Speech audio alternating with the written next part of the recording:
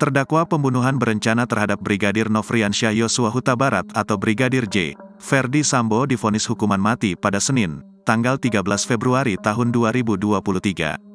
Hukuman tersebut memuaskan hati keluarga almarhum Brigadir J yang menginginkan agar otak pembunuhan berencana itu dihukum seberat-beratnya. Namun rupanya ada hal yang bisa membuat Ferdy Sambo terbebas dari hukuman mati.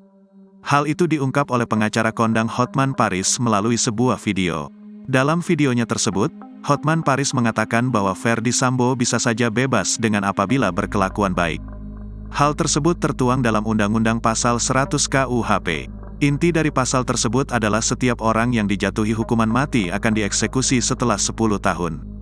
Jika dalam 10 tahun dia berkelakuan baik dalam penjara, maka akan dibebaskan. Hotman Paris menyebut orang tentu saja akan mempertaruhkan segalanya demi mendapat surat keterangan berkelakuan baik dari ketua lapas.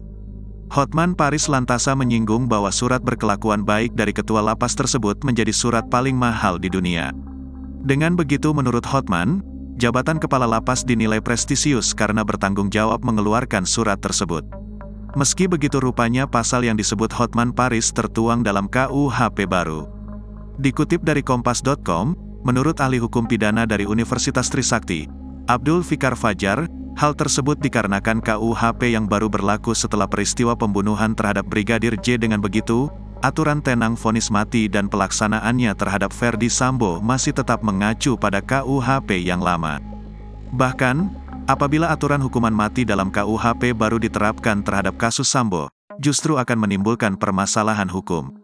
Lebih lanjut, ahli hukum pidana dari Universitas Indonesia, Eva Ajani Zulfa menjelaskan bahwa KUHP baru akan berlaku 3 tahun yang akan datang. Undang-undang KUHP baru disahkan pada tanggal 6 Desember tahun 2022 lalu baru akan diberlakukan pada Januari tahun 2026. Itu karena di dalam KUHP baru dituliskan terdapat masa tenggang 3 tahun sebelum KUHP lama dinyatakan tidak berlaku.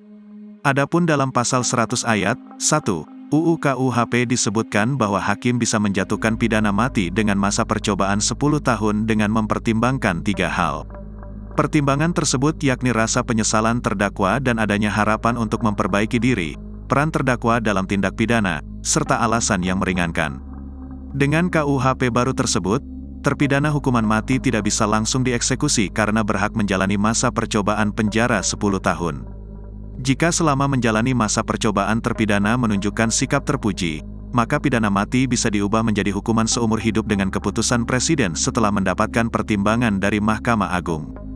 Kemudian, jika selama menjalani masa percobaan itu terpidana tidak menunjukkan sikap dan perbuatan terpuji serta tidak ada harapan untuk diperbaiki, maka ia akan dieksekusi.